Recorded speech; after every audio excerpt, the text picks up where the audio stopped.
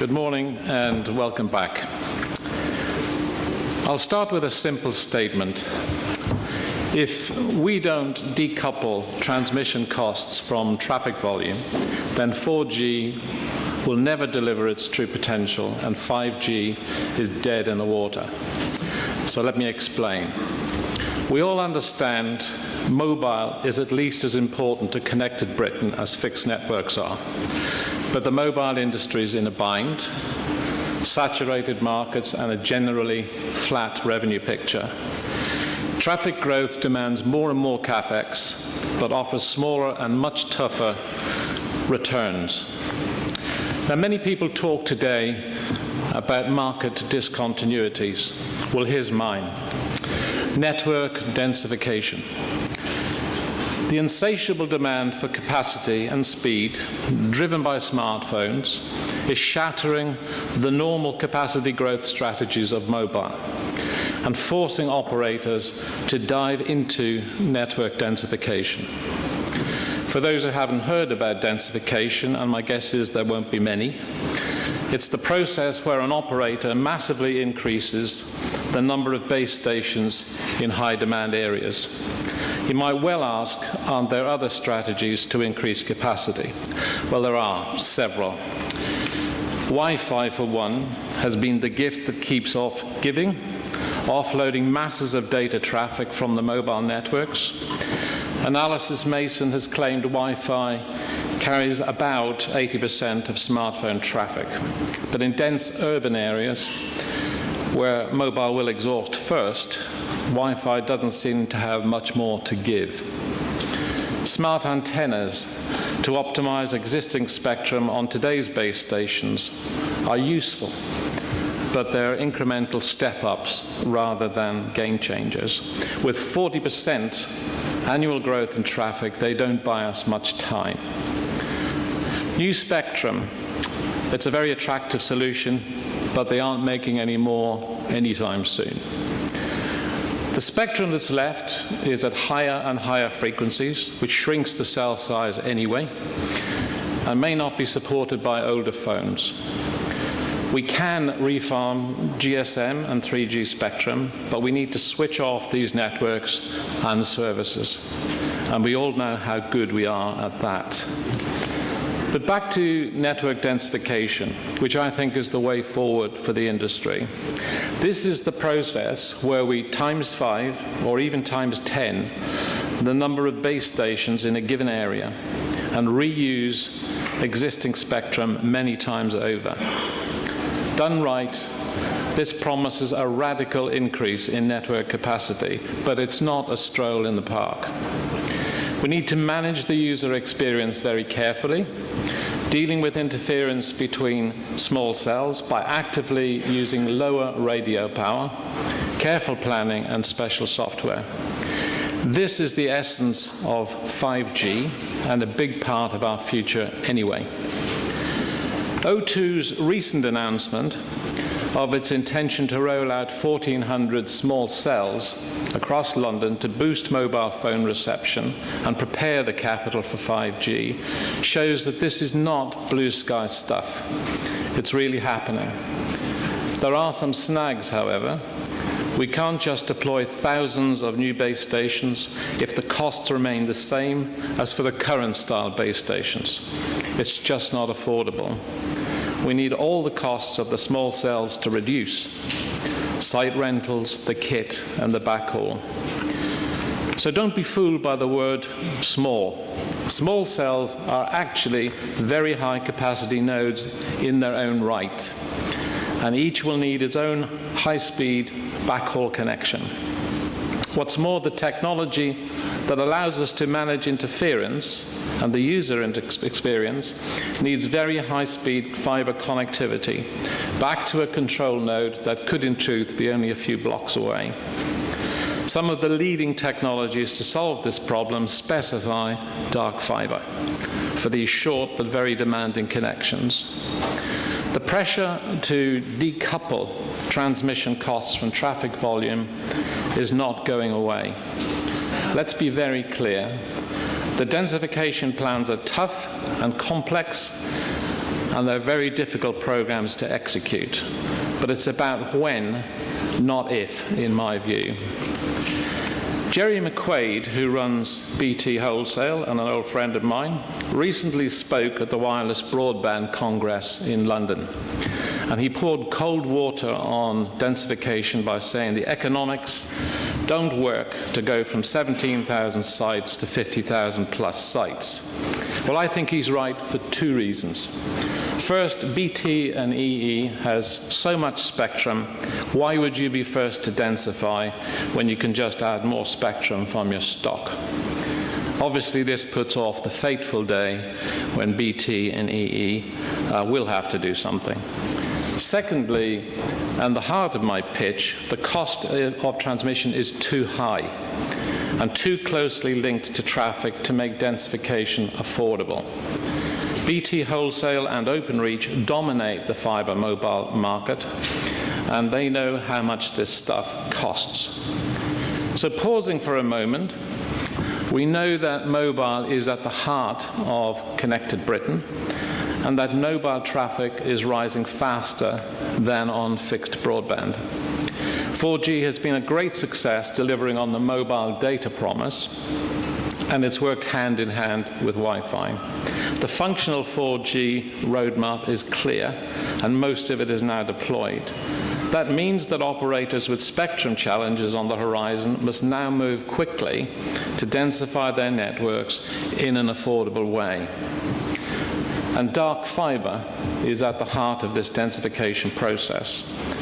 So what's the problem? Let's just bring on dark fibre. Well, we don't actually have an abundant supply of dark fibre in the UK today.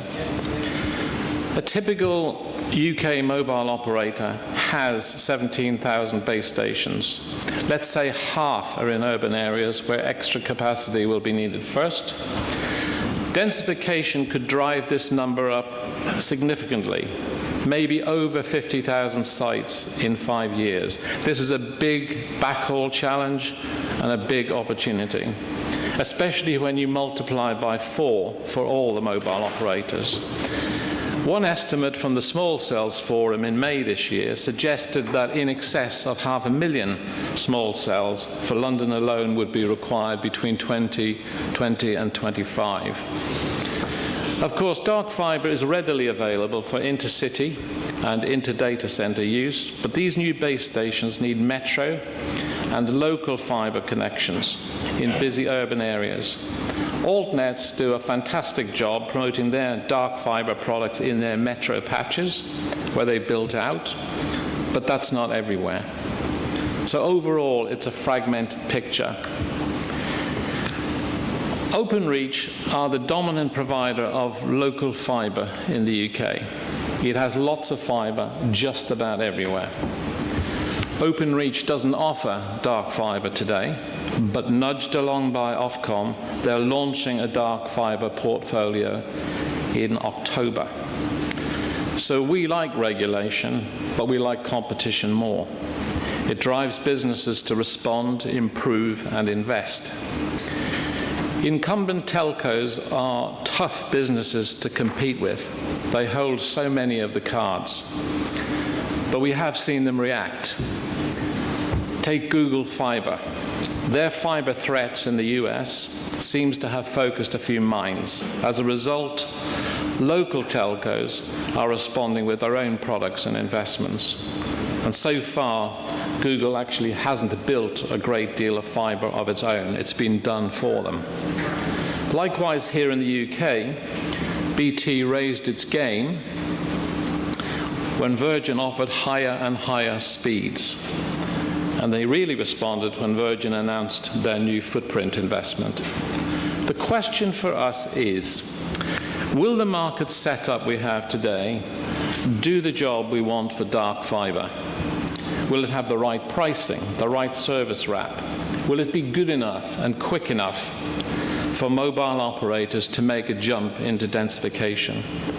Without a real competitive threat, I think the answer to that has to be no. We can't ignore Openreach, but almost everybody finds discussion about the business uncomfortable. Look, they're good guys. Some of them I know well.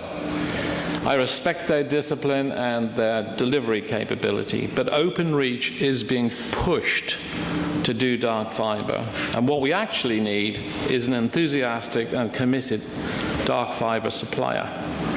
We don't yet know the final product detail, but BT today probably sees this as a lost or an at-risk margin on managed services rather than a whole new market for dark fiber. Some competitors may see it as a chance to unbundle Openreach and somehow steal margin and value by lighting up fiber to nurture their own managed services. If this turns into an industry brawl, we won't make progress anytime soon. What we need is a collaboration with enough missionary zeal to deliver new dark fiber for dense mobile. One example to illustrate the problem is repair time. Dark fiber is a bit like an unbundled Ethernet service. Repair times for BT Ethernet are 5 hours, yet the proposed repair time for BT's dark fiber is 18. You can just see what the BT argument might be. We don't provide the active electronics, so we can't detect faults and repair them as we can on Ethernet, where we actually light the fiber. Now, an eager dark fiber supplier would say, how can we work together with our customers to achieve the same 5 hours with dark fiber that we managed to achieve with Ethernet? We've seen BT resist dark fiber for many years. It's not because they're bad people. They're the dominant player. And most companies would do exactly the same in their shoes. So why rush to risk margin and value in their massive installed base? Much easier to move back slowly, resisting Ofcom in a skillful way. So let's talk about Ofcom for a minute. We've seen Ofcom cracking the whip over the last while, threatening to break BT up. It's hard to see what more they can do now. I'm sure they're close to the limit of their powers. So BT are behaving entirely rationally, and Ofcom is a top-notch regulator. But we still don't have dark fiber at the right place, at the right price for densification. Our train is hurtling toward the densification discontinuity, but quite likely to swing off onto the slow track due to scarcity of dark fiber. I really believe this is a critical moment in time for the industry, and it's going to happen very soon. So how can we fix this? There are 3 options. Wait for Openreach to become a great supplier, create a national dark fiber alternative, or build a collaborative solution. So taking each in turn. So wait for Openreach to become a great dark fiber supplier. Look, this will happen. They will, but it'll take too long. And there'll be no rush to drop prices in the short term, and the risk is mobile capacity build will stutter and fumble while we wait. You may have heard Clive Selly, head of Openreach, ask the industry to meet him and discuss investing in fibre and broadband. Well, that's great, but won't we just end up funding an extension of Openreach's monopoly?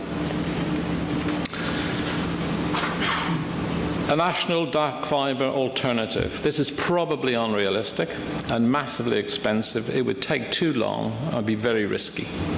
And anyway, why overbuild the alternative fiber investments that have already been made?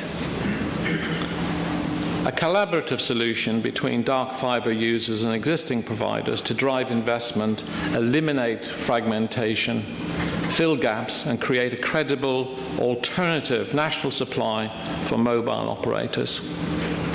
Sort of crowdsourcing an alternative to Openreach. But where do we begin? Well, looking at the business case would be a good start. We've done a detailed piece of work to see if there is a case to invest to solve the mobile dark fiber problem, but Let's just look at some of the critical factors and see what that tells us. First of all, let's look at dark fibre pricing. Good news, there is reference pricing on BT's website, but it's not clear if this is the final price for the launch. In any event, dual fibre is dearer than single, 2 ends pricier than 1, and out of area more costly than own exchange. The 20-year TCO is over 95% OPEX, and there's no tapering of price based on volume or geography. Even resilience seems to be priced as a second full circuit. We've looked at the cost to dig fresh fibre infrastructure. It's not cheap, but the 20-year TCO is over 70% capex. What's more, if you dig, you can put as many fibres in as you like, and it doesn't move the cost much. And by carefully planning the network in rings, resilience can be almost free. Now, turning to demand from the mobile operators, we've split the country into mobile geotypes, rural, urban, and dense urban. It's clear that if you build your own fat, dark fibre network, it only works if you can win enough business to achieve a payback. That suggests dense urban is more attractive than rural. It's not difficult to understand. But it also says 2 operators or more are better than 1, and operators that are densifying will be better off than those who have yet to join the party. Digging in dense urban is not a walk in the park, but we know the alternative fibre infrastructure exists. So let's assume we use it where we can rather than overbuild it. We need to buy it on an IRU basis, capex rather than OPEX. We think these deals can be done. We also need to explore alternatives to digging up our hard-pressed roads and pavements, alternative ducts, like those being installed for electric car charging, water assets, riverbeds, and so on, are well worth exploring. What about point-to-point radio? Can that help us avoid burying fibre at all in some places? It's easy to imagine a practical mix of solutions giving some upside instead of a new traditional dig which would improve the average costs we would face. The bottom line is this could work with the right coalition of providers and users committing to buy for the long term. The fly in the ointment is these key players are all competing with each other in the marketplace today, so it's not straightforward. However, thinking about the business case and its benefits, it's a really exciting prospect, but there are some open questions. For example, how can we improve coverage and fill the gaps? How do we trigger new build if required? What about common standards? Can we reduce integration costs? Can the mobile operators put it all back together and achieve the same service levels from BT? We want a better service, not work. So for network densification to work economically, it's clear we must disconnect transmission costs from growing traffic volumes. We have no choice. BT Openreach is unlikely to offer much useful help in the short term, so why would the rest of us sleepwalk into a situation where the industry has no practical alternative to Openreach? There are alternatives, but we need to grasp the nettle now, and the harder we grasp it, the less it will hurt. There are people sitting in this audience today who own key parts of what it would take to crack this problem. So whether you have dark fibre, want to buy dark fibre, have skills or technology to help exploit it, you may even have ducts we could thread fibre through, or maybe you just share my eagerness to fix this problem. If you do, please get in touch. I'd be happy to share more of our thinking and hear your story. Who knows? Perhaps we can get this problem fixed and make a bit of history in the process. Enjoy the rest of your conference, and thank you for listening.